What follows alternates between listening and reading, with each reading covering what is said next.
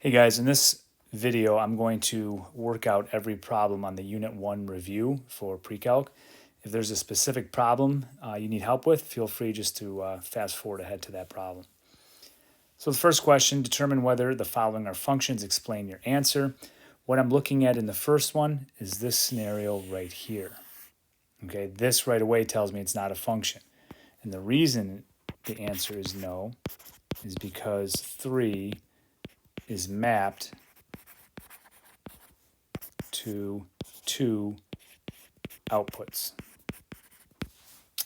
All right, this part is actually okay, even though it looks similar because this input 8 only has one output, that input 17 only has one output, even though it's the same. 3, though, has 2 outputs, so that's why it's not a function. Number 2 is a little tricky.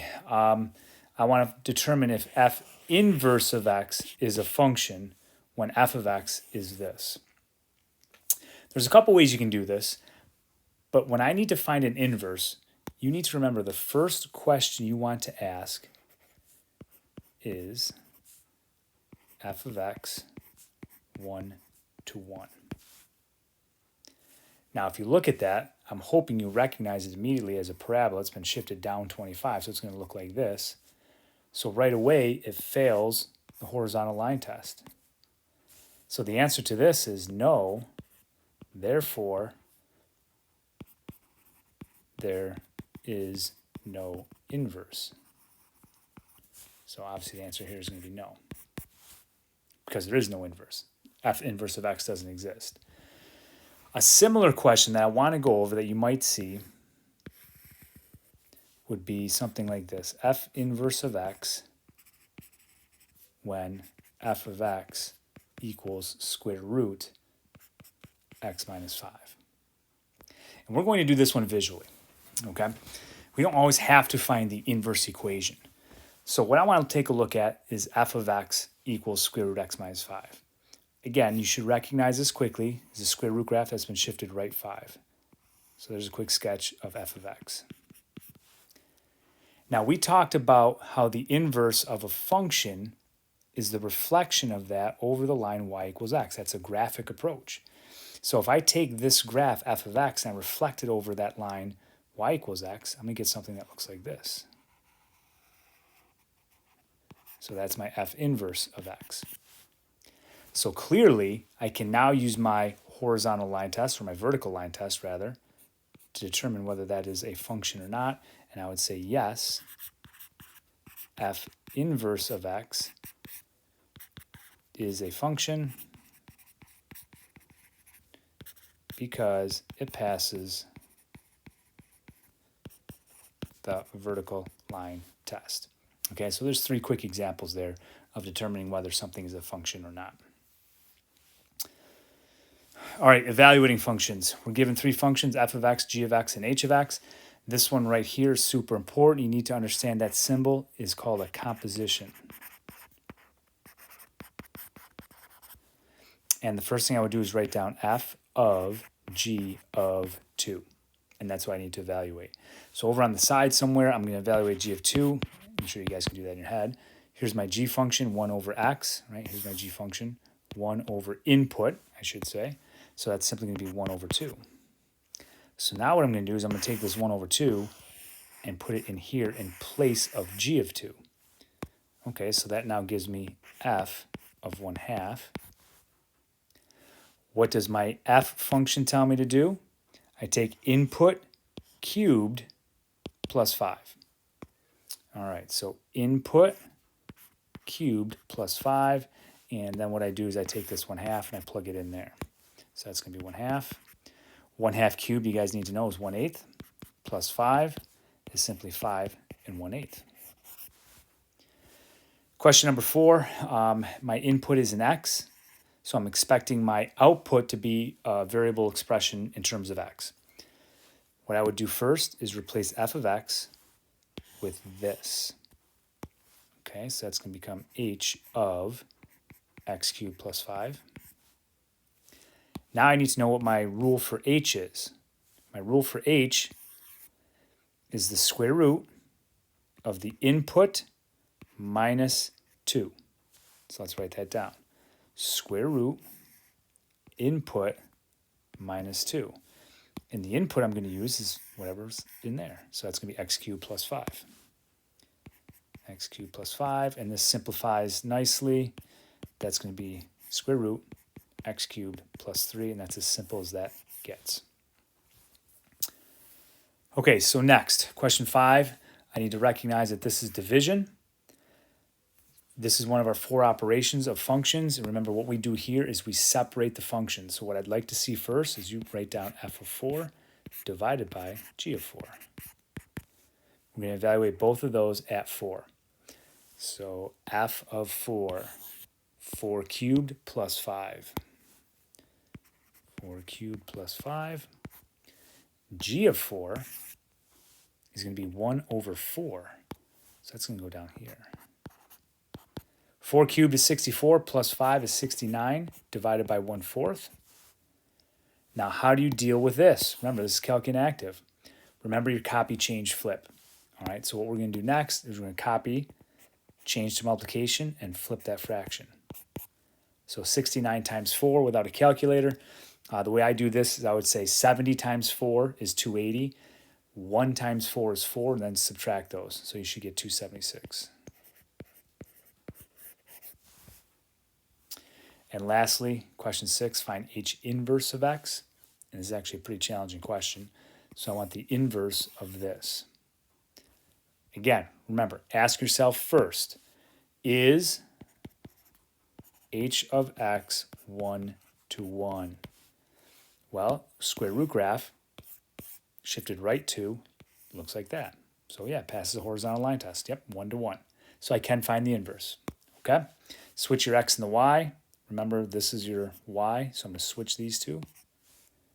What does that give me? That gives me x equals square root y minus 2.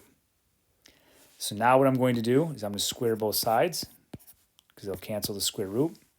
Okay, that gives me x squared equals y minus 2. I'm going to add 2 over, so that gives me y equals x squared plus 2. And I want to make sure I'm using my function notation, so I get rid of that now, and I write it as h inverse of x equals x squared plus 2. And it's almost 100% correct, but not quite. Here's why. Let's be visual.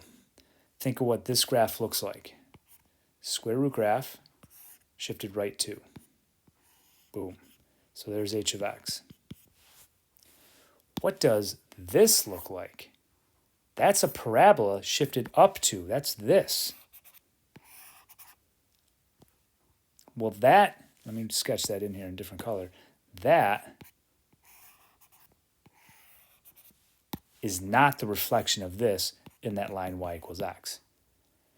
We got to get rid of part of it. We got to get rid of this. Okay, so let's see. How do I do that? I mean, I can just erase it, obviously, but how do I do that mathematically? I want just this to be h inverse of x. Well, we do that by restricting the domain. I'm going to say x is greater than or equal to 0. So when x is greater than or equal to 0, the inverse is x squared plus 2. That's just this piece right here. That's something we have to watch out for anytime you see a square root graph, and it's called restricting the domain. Okay, moving on. Find the domain of each function. Only an analytical solution is acceptable with all work shown. So that means algebraically. You're not going to sketch these. You're going to come up with your domain algebraically.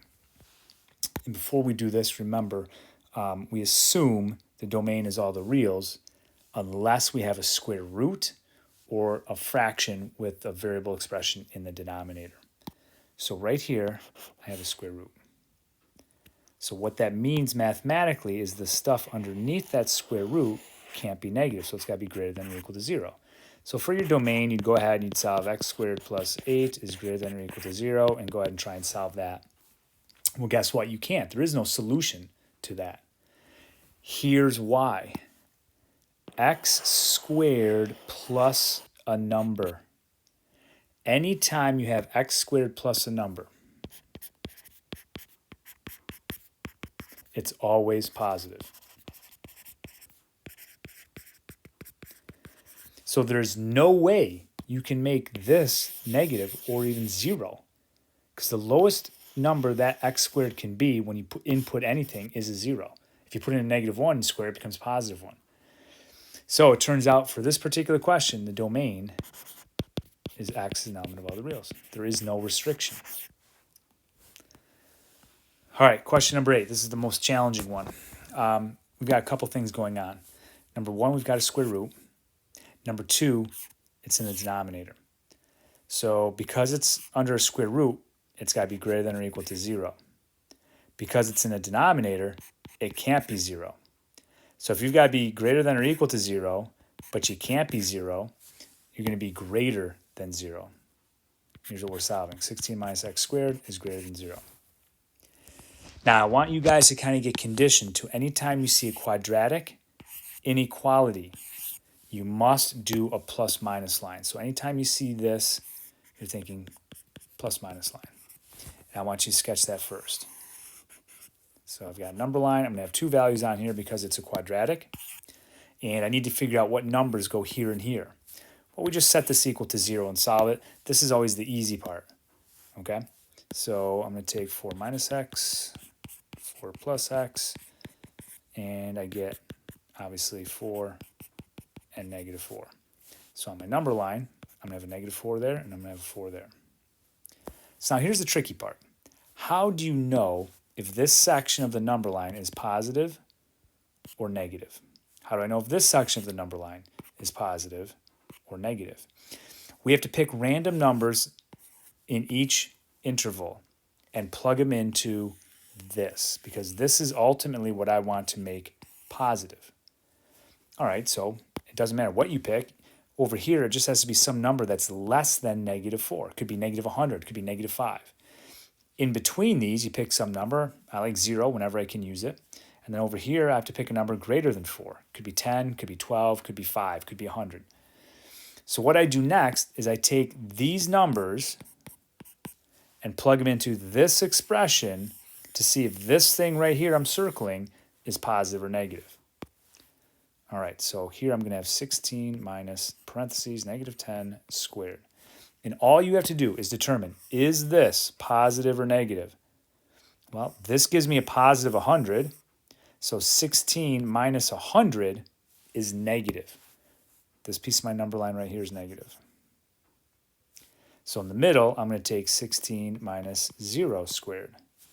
And I'm just going to evaluate this. Well, 16 minus 0 is positive. So this piece of the number line is positive. And at the end here, I'll do 16 minus 10 squared. So again, it's going to be 16 minus 100, which is negative. So now, what do we want?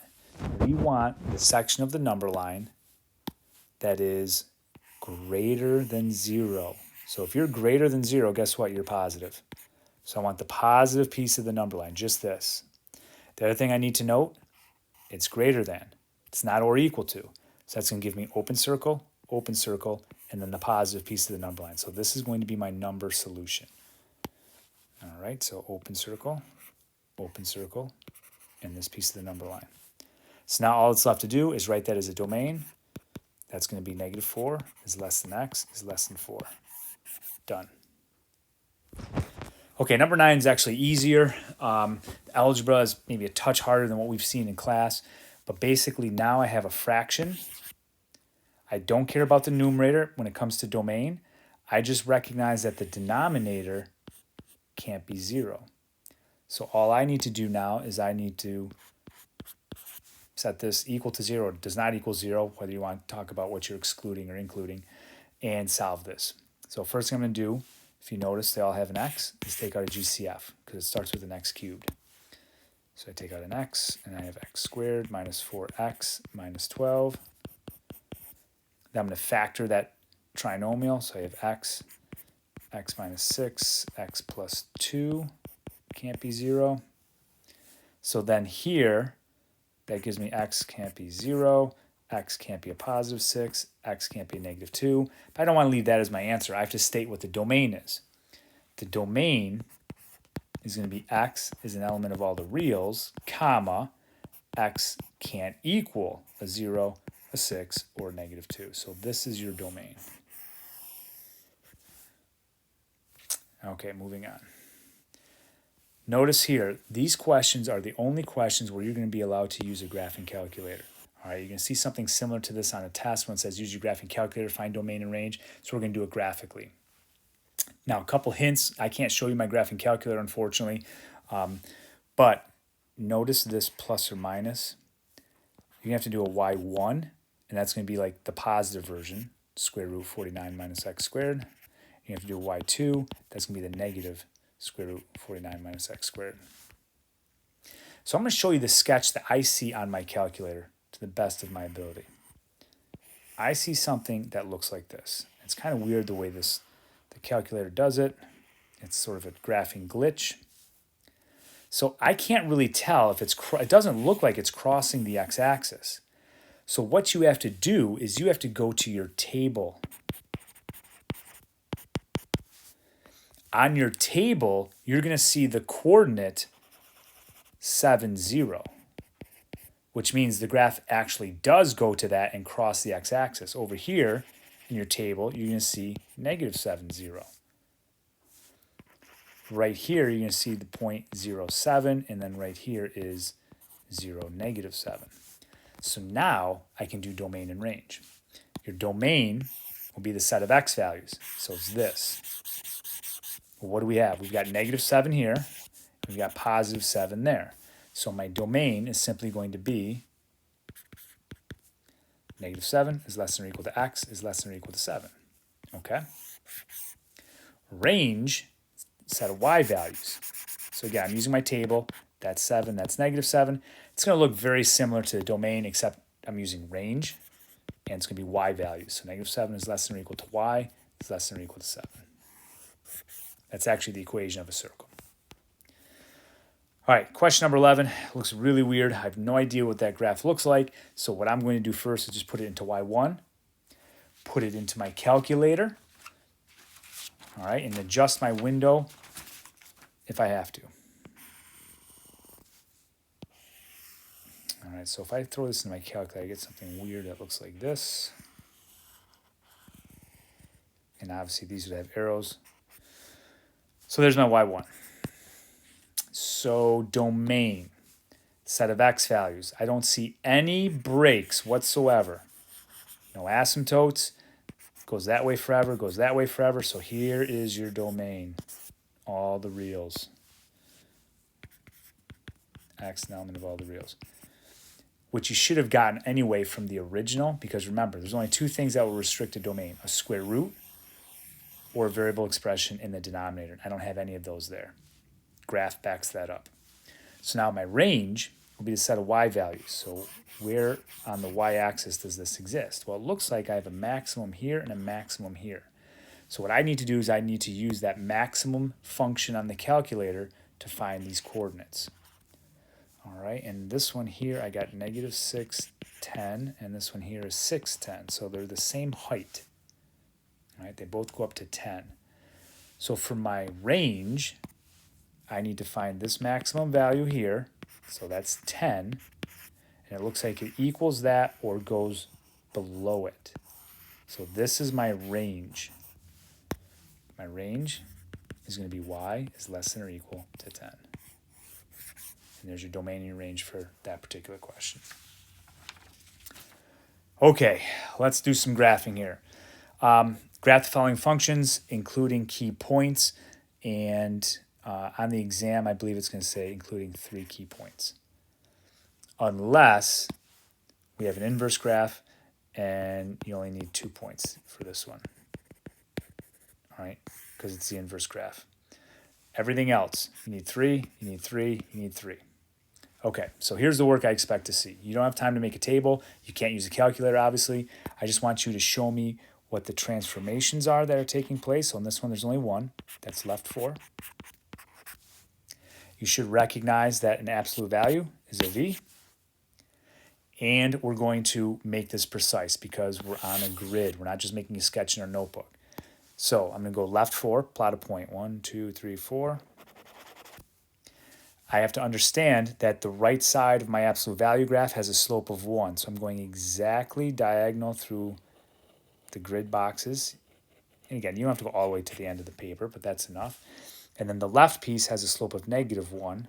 So again, you're going exactly through those. If it's easier for you guys to plot points and then connect them, that's fine. Over 1, up 1, over 1, up 1, and just keep doing that and then connect them. Same thing going this way. So now I need to identify 3 key points. You've got lots of choices for this one. I'm just going to pick this one here, and that one there.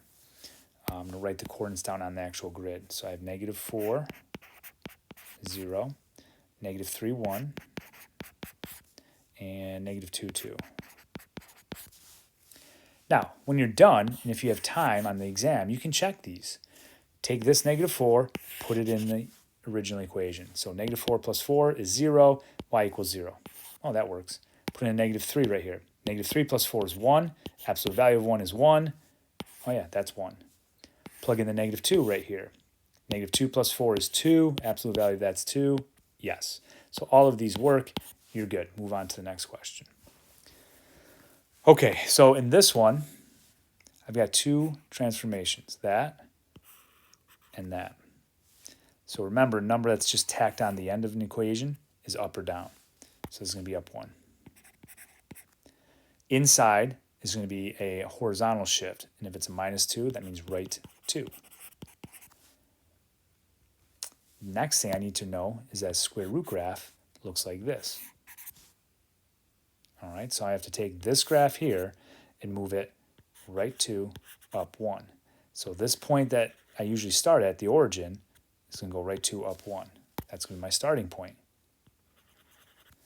Then I need to know the relationship between the inputs and the outputs. Since I'm taking the square root, if my input is 1, my output's 1. So my next key point goes here, over 1, up 1. Then I go over 4, up 2, because I'm taking the square root again. So the square root of 4 is 2. And then there's not enough room, but I'd go over 9, up 3. So I can only get those 2 other key points on this grid, over 1, up 1, over 4, up 2. And we have to be careful when we graph this, because I can't just do something like this and just have it run up, because it's not going to intersect that other horizontal. So it has to stay below this line. So what I usually do is go just a little bit beyond and then put my arrow. Okay, now I just have to identify my 3 key points here, here, and here. What are those coordinates? Looks like I've got 2, 1, and 3, 2, and 1, 2, 3, 4, 5, 6, 3. And I'm not going to take the time in this video to check them, but you could check those if you want and verify that those work. All right, my next one, a little tricky. This, and there's my parent function, a quadratic or parabola. All right, so this -1 is inside. It's inside the parentheses, so that's a right or left. All right, in this case, it's minus, so it's going to be right 1. This is going to be a vertical stretch. In this case, it's going to be a vertical shrink because it's less than 1. I'll just call it stretch, but times 1/2. So what is this? That's a parabola, right? My general shape of a parabola looks like that. I've got to shift it right 1. Then I've got to take those key points. So let me do this. Here are the key points of a parabola. Oh, they're erased, but you get the idea. And then I have to shrink those by a factor of 1/2. Okay, so right 1, there's my vertex. Normally what I would do is go over 1, up 1, over 1, up 1. But because of the vertical stretch of a half, I'm not going to go up 1. I'm only going to go up a half. So I've got to be careful. That's going to be a half there, and that's going to be a half there. Next, I would go over 2, up 4. But because of the vertical shrink by a factor of a half, I have to go over 2, up 2. So that puts it here and here. Okay, let me plot those. Over 2, up 2. Over 2, up 2. And I've got room for 2 more. Let's just do 2 more. Normally, for a parabola, I'd go over 3, up 9. But 9 times a half is 4.5. So I'm going to go over 3, up 4.5, and put my point there. So over 3 to 4.5 goes here and goes here, just for graphing purposes. Now again, when I go to graph this in, I'm not just going to go like this and just kind of run it out randomly, I'm just going to go up a little bit beyond and put an arrow because I haven't calculated where on this vertical my other key point's going to be. So it's actually going to be 8 because it's going to be half of 16. But if you don't know that, don't worry about it. Just run it up past this and put an arrow. Same thing over here. So your choice of key points, what's easiest for me is to pick this one here, and that one there because those are nice integer coordinates. So I've got -1, 2. I've got 1, 0. And I've got 1, 2, 3, 2. Again, you can check those. I'm not going to take the time to do that in this video. All right, the last one that we're graphing, this is our inverse graph, right? 3 over x. So what's going on with our transformations? That one right there is down 1. It's tacked on the end of the graph. This is inside the parentheses with the x, so that's left 2. And this is a vertical stretch times 3. So now, down 1, left 2, that's where your asymptotes are going to go. Normally, the asymptotes are the x-axis and the y-axis, but I got to shift those. All right, so left 2, draw your dashed asymptote. Down 1. There are no reflections. All right, so if there are no reflections, visually you're thinking something's going to look like this. And again, normally the key point's going to be over 1, up 1. So I'd start there and kind of sketch that in carefully. But because of the vertical stretch, this key point is going to be pushed up by a factor of 3. So here are my key points. Over 1, up 3, right there. And very carefully sketch that in. And then over left 1, I should say, down 3. Again, be careful when you sketch these in, all right? Don't just sketch them in super fast and have them cross those asymptotes. Now, the key points, you only need 2 here. Remember, for an inverse graph, they're going to be these 2. So what do we get there? Looks like 1, 2. And -1, 2, 3. 1, 2, 3, 4. -3, -4. Okay, and again, you could check those just to verify that those are correct. 16, define the piecewise function shown. So when it says define, basically it just means write the piecewise function that would graph that. So our format or syntax, if you will, is going to be f of x equals and the brace. So I've got 3 pieces, 1, 2, and 3. So I'm going to have something here in its interval, a middle one in its interval, and a bottom one in its interval. All right, so total of 3. What I like to do first is get those domain intervals. You don't have to do it this way. I think it's easier. So the first one, notice open circle, and it goes that way basically. So that's going to be x is less than -2. So I'll put comma, x is less than -2. My middle piece is between -2 and 2. This is a closed circle, but that one's open. All right, so that's going to give me -2 is less than or equal to x is less than 2. And then my third piece, if you notice, all right, well, that's kind of weird. It's got an arrow. But look at the type of graph this is. So even though it's got an arrow, this is an asymptote. Okay? And obviously this is going to be an inverse graph. You're only seeing part of it. But you've got a couple choices here. You could actually call this greater than or equal to 2 because the equation of this, 2 is going to be undefined. Or you could just say x is greater than 2. It doesn't actually matter for this one. Okay, so what is this piece here is this. What is that equation? Well, hopefully you recognize it as a quadratic. I shifted it left 3, up 1, and notice there's no vertical stretch. Okay, so that's just going to be my parabola. Left 3, so that's going to be parentheses x plus 3 squared. Up 1, be plus 1 tacked on. This equation right here is an absolute value.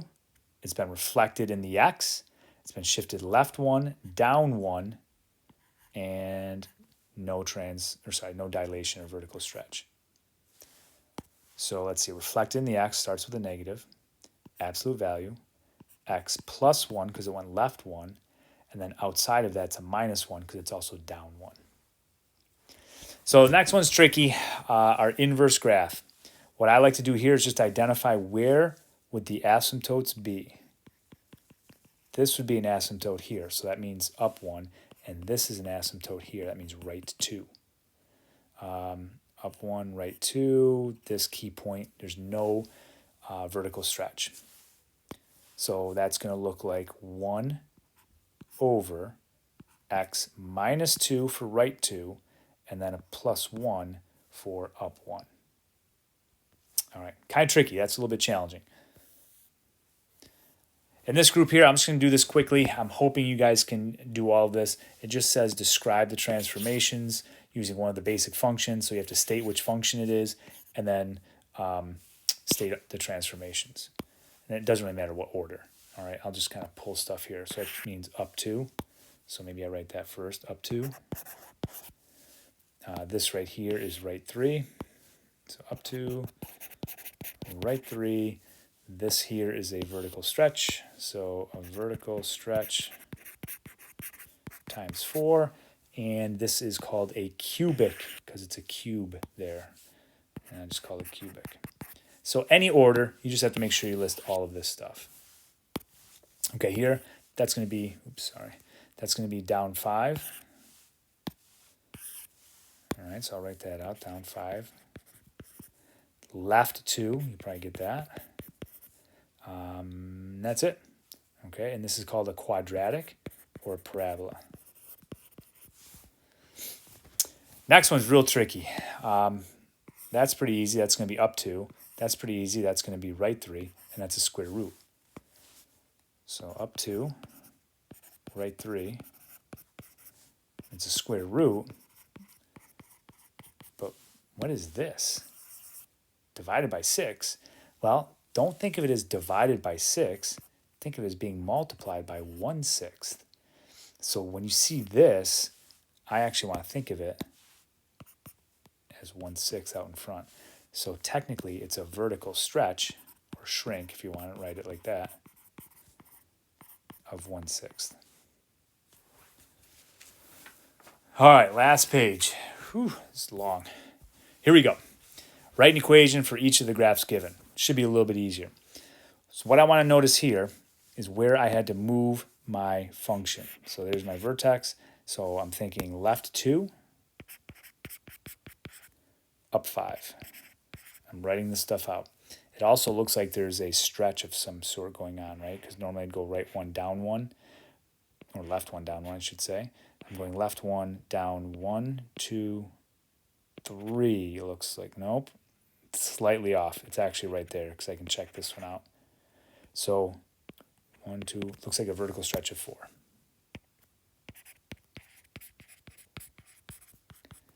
And a reflection in the x-axis because it's upside down.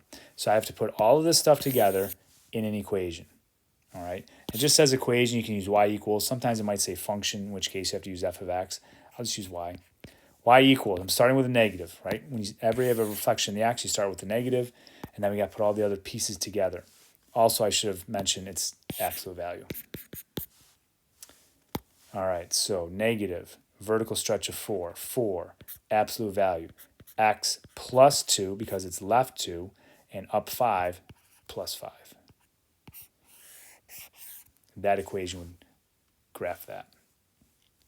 21, this is my inverse graph. Let's find out where those asymptotes are. Here's 1, so it's up 3. Here's another one, right 2.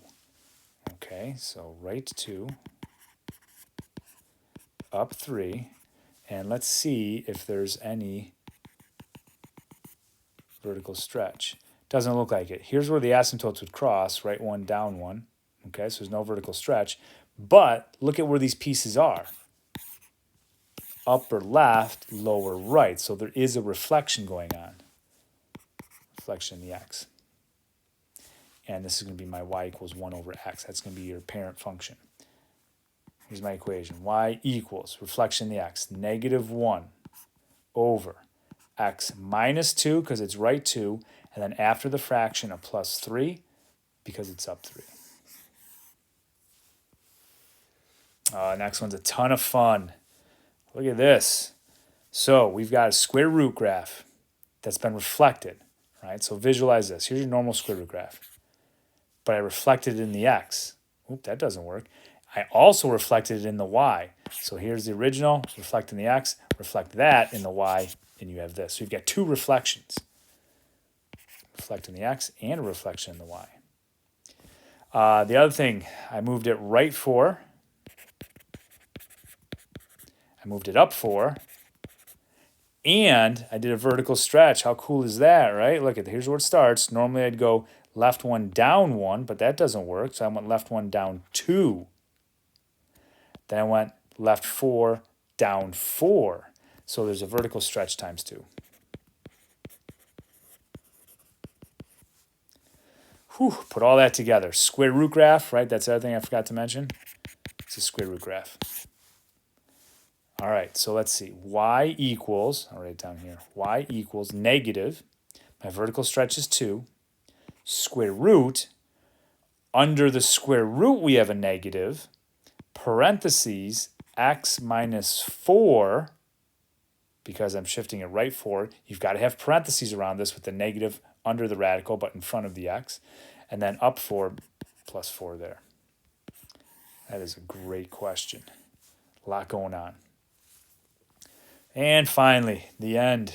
All right, sketch the following piecewise function. So one thing I like to do to help me visualize, you don't have to do this, it's not actually part of the graph, but I like to kind of sketch where those change. So at 0, changes from one to another, and then at 3, so at 3, 1, 2, 3, it's going to change. All right, so what do I have here? Negative 1/2 x plus 2, that's a line, all right, linear. What do I need to know to graph it? I need to know my slope is negative 1/2, and my y-intercept is 2. Notice also that's going to be a closed circle. So I'll color code this. Closed circle, y-intercept is 2, so right there. Slope is negative 1/2, which is down 1, right 2, down 1, right 2. But I'm not going to see it on that part, so I'll reverse it. Up 1, left 2, up 1, left 2, up 1, left 2. Keep doing that. And then carefully sketch this in. All right, so the middle piece, boy, that's another challenging one. Let me go different color here. I notice this is right 2 and up 3. Right 2, up 3. Now, fortunately, that's in that interval, so there's going to be my vertex. Okay, sorry, let me get rid of these highlighters. That's kind of bugging me. That's going to be my vertex. So now I have to go over 1, up 1. There's no vertical stretch. So over 1, up 1. And that's going to be an open circle because it stops right there at 3. Over 1, up 1. Over 2, up 4. 2, 3, 4. And that's going to be an open circle as well. I sketch that piece in. And my last piece. Square root x minus 3. That's just right 3. And I'm not going up or down at all, so right 3, 1, 2, 3, and that's going to be a closed circle. And I'm going to go over 1, up 1, over 4, up 2, and sketch that in, like so. I hope that helped, guys. And as usual, if you have any questions whatsoever, don't hesitate to reach out via Brave Square or email. And if you need office hours, again, just request that, and hopefully we can find a time to meet. Thanks a lot, and good luck on the upcoming test.